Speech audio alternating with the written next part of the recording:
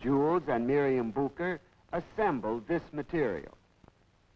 I want to show you these pictures because I believe that Argentina is of vital importance to you and to me and to every other American citizen. For Argentina is outstanding in wealth and progress in South America, a leader on her own continent, and a rival of the United States in the affairs of the Western Hemisphere. Whether this rivalry becomes friendly or bitter may depend upon how well we understand the reasons for it.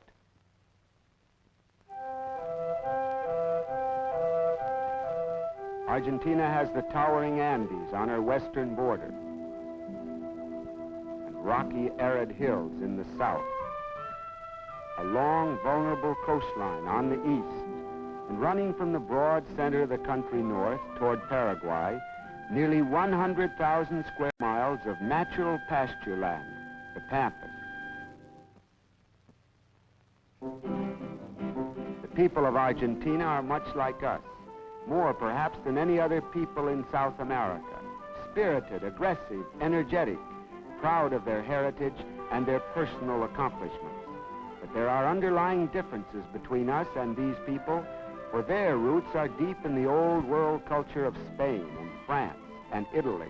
More than that, the Spaniards who settled here were soldiers and adventurers seeking gold, while New England was colonized by farmers and tradesmen seeking freedom.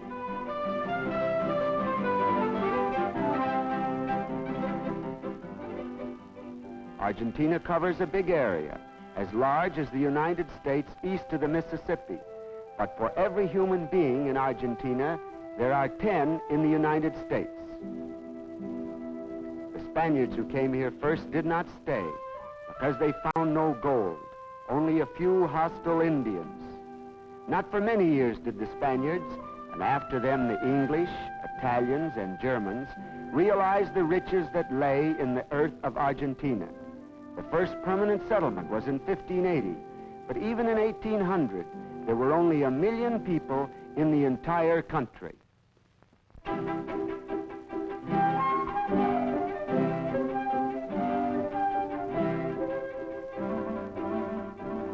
In 1905, Buenos Aires had only 1 million people, but today it is the third largest city in the Western Hemisphere. Far from the traditional picture of a lazy Latin American capital, it is brisk, modern, and magnificent. Its crowded traffic, left-hand drive as in England, its handsome streets and business buildings combine to give the casual visitor the impression of a great European capital. Residents of Buenos Aires are proud of their 3 subways. They are short lines compared to the New York system, but they are clean, efficient, and colorfully decorated.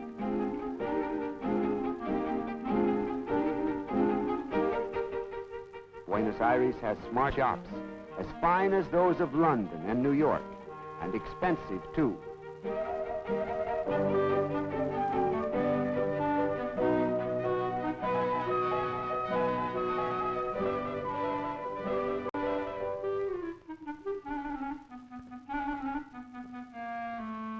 North American motion pictures are enormously popular, even though some of the bitterest complaints about Hollywood's lack of taste and accuracy in portraying Latin Americans have come from Argentina.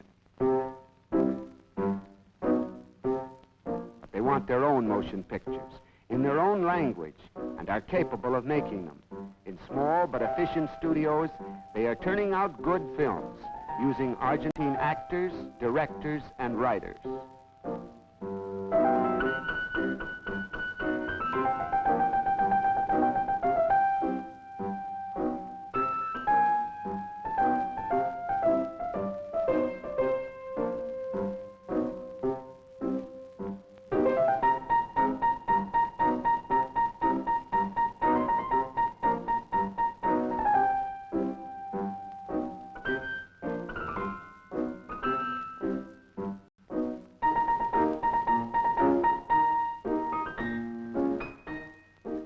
All of Buenos Aires is not fine and modern. This is the Boca, an old and gaudy but picturesque waterfront section, lined with cheap shops and cafes and dance halls. Cabarets is uptown, but gaudy too, and more popular with gay young Argentines than with their conservative elders. More important to the cultural life of the country is the Teatro Cologne, where great singers and musicians have come from all over the world.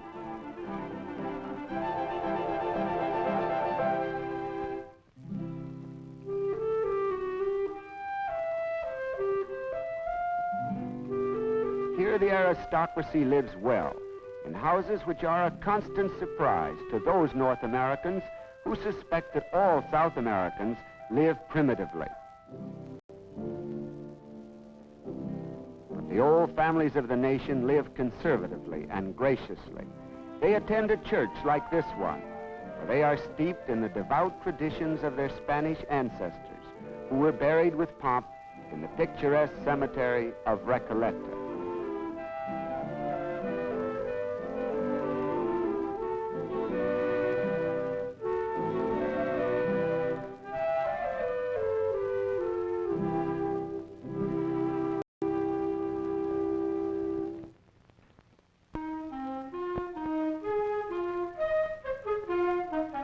Argentina's government is modeled on that of the United States, with a president, a Congress, powerful provincial governors, and a constitution which, with few exceptions during 80 years, has protected the rights of free speech, free press, and free assembly.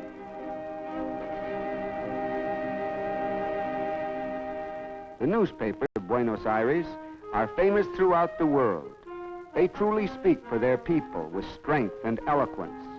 Papers like La Prensa and La Nación print more foreign news than the New York Times. La Prensa has done distinguished work in offering free medical and legal consultations, well-equipped consulting rooms, and a capable staff of doctors and lawyers are employed in this humanitarian service.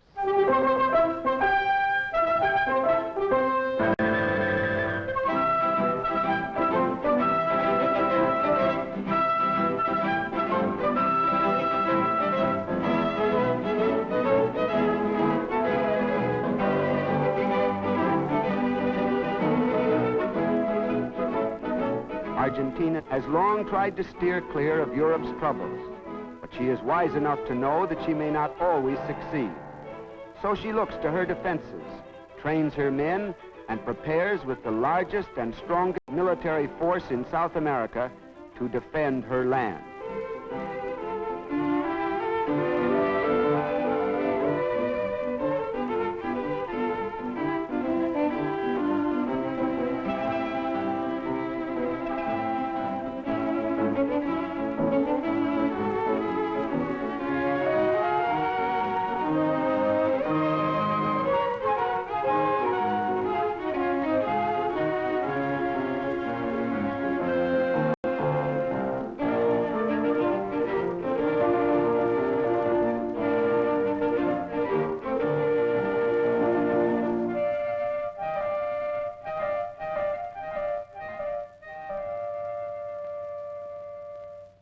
Argentina, and above all Buenos Aires, might be poor indeed if it were not for world trade.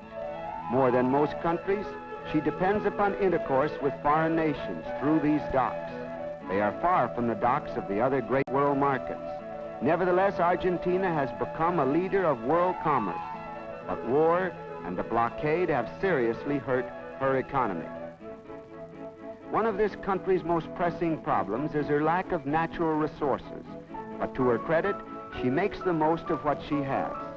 A government oil company is working feverishly to develop its small oil resources, but still there is no iron or coal or copper, and for these, Argentina is reluctantly dependent upon other nations.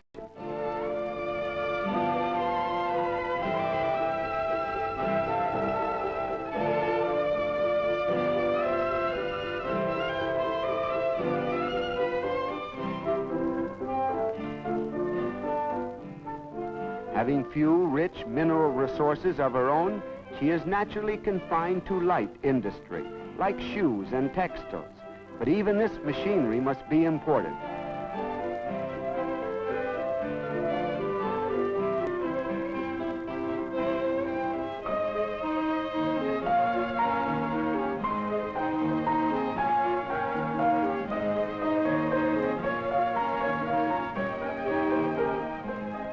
And her assembly plants for cars and refrigerators must get their parts from abroad.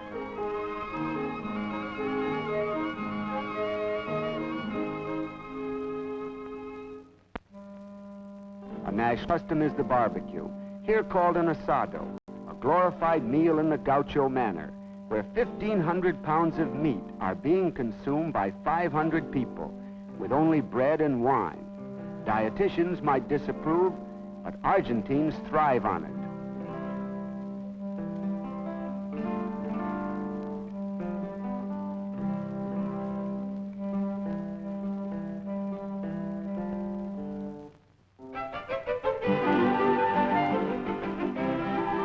Though the wealthy city dwellers have always looked to Europe for cultural guidance, many intellectuals are now becoming interested in their own colorful traditions, such as the songs and dances of the gaucho.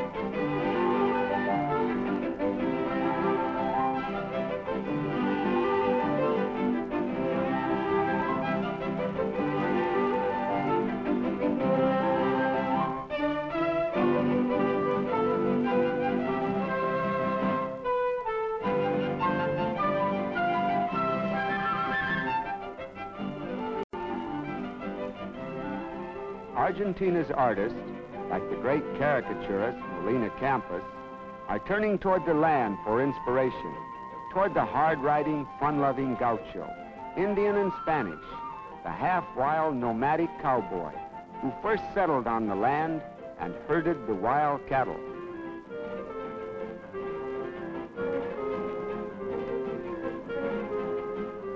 Even his sports are affectionately pictured by Campos, like his hunting of the wild ostrich with the bolo, a kind of sling made of two balls tied together on a leather thong. This, when thrown, winds around the bird's legs and trips it up.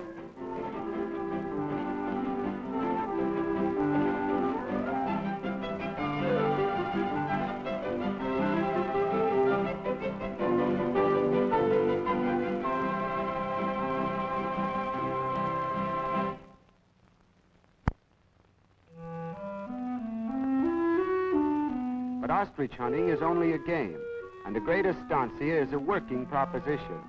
Here is a ranch of 10,000 acres, 6 miles long and 3 miles wide, the sort of minor kingdom the land-owning aristocracy is fighting to preserve, for it is the very heart of Argentina.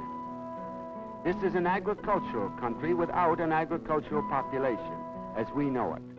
They do not need many farm workers, because a single gaucho can take care of 1,000 cows. A sort of feudal system has been preserved here. The wealth of the owners is great. The life of the peons is hard and bleak, despite the fertility of the land.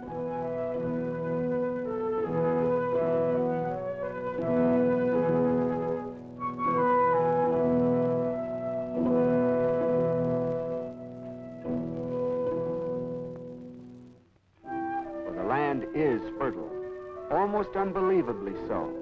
The soil is 10 feet thick, rich and black, the deposited silt of thousands of years.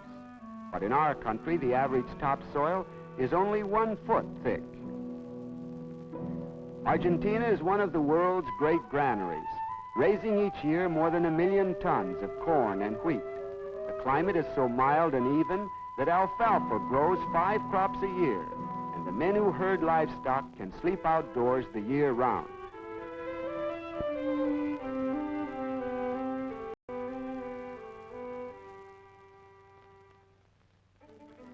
4 sheep for every human being in Argentina. Lamb and mutton and wool enough for half the world. Brought here originally by canny sheep herders from Scotland.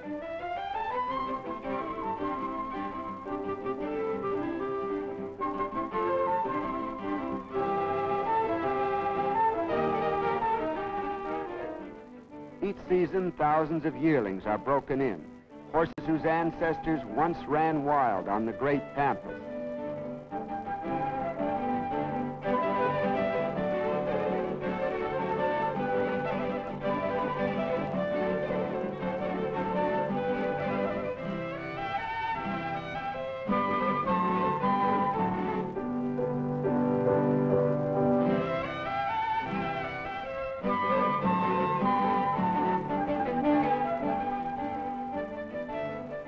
Here are the owners at luncheon, big, hearty men, eating a heavy meal of meat, bread, wine, and fruit. At this ranch, unlike some others, the owners supervise the work themselves. After luncheon, they sip mate, the herb tea which Argentina drinks in such great quantities. Mate is sipped from a hollow gourd through a silver tube called a bombilla.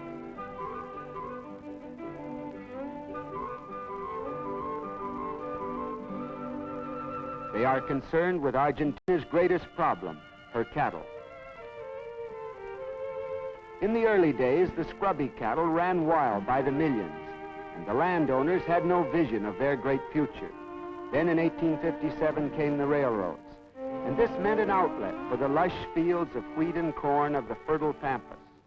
And in 1877, another miracle happened. The first refrigerated ship came to Argentina. As North American life was developed and transformed, first by the railroad and then the automobile, so the railroads and the refrigerated ship transformed the life of Argentina. This new kind of shipping meant that for the first time, fresh Argentine beef could be shipped to all the world.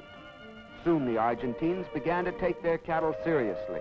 They imported the best and most expensive breeds, Shorthorn, Angus, and Hereford.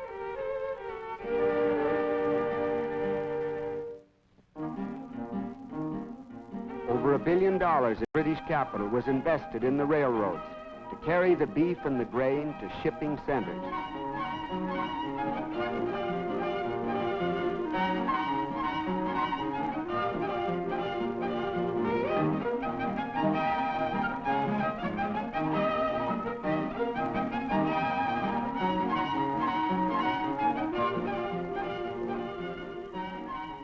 All these cattle must eventually arrive at the market.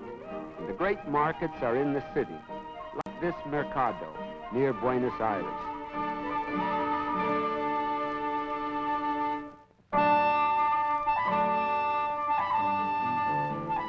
Here come buyers from the great packing houses or frigorificos to buy cattle at auction. Many are native Argentines, representing local firms. Others are Texans, Canadians, or British, representing firms like Swift, Armour, Wilson, or Anglo, with many millions of foreign capital invested here.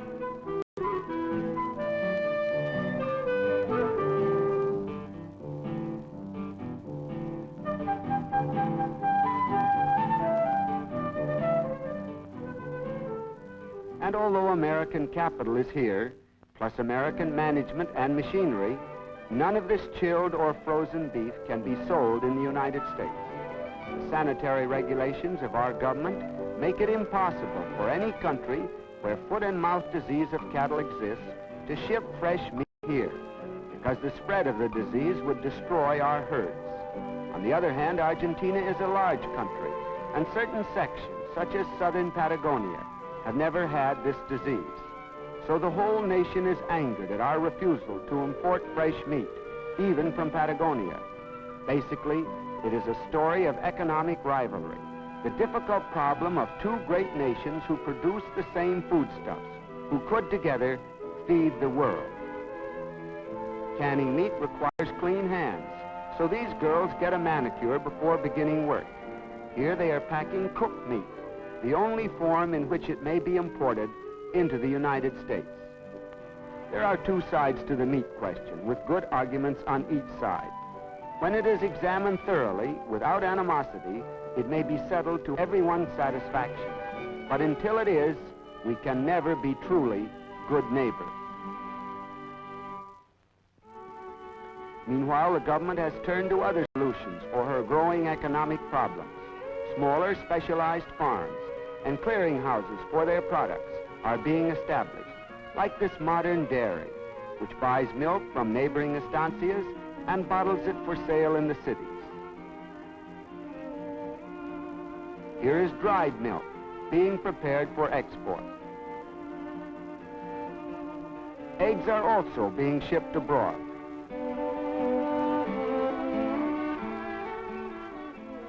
Vineyards are producing grapes for Argentina's excellent wines.